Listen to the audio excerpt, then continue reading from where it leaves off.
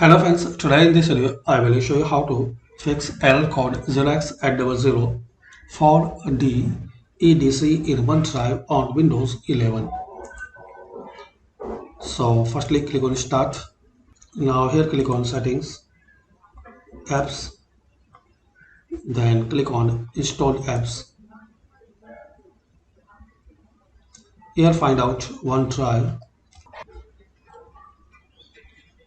Click on this three dot and click on uninstall. Again click on uninstall.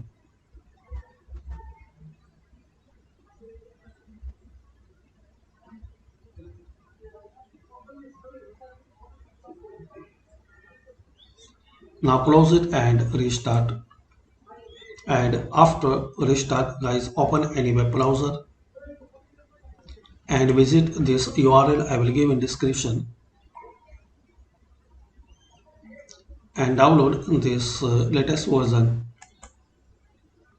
Now double click on this setup file.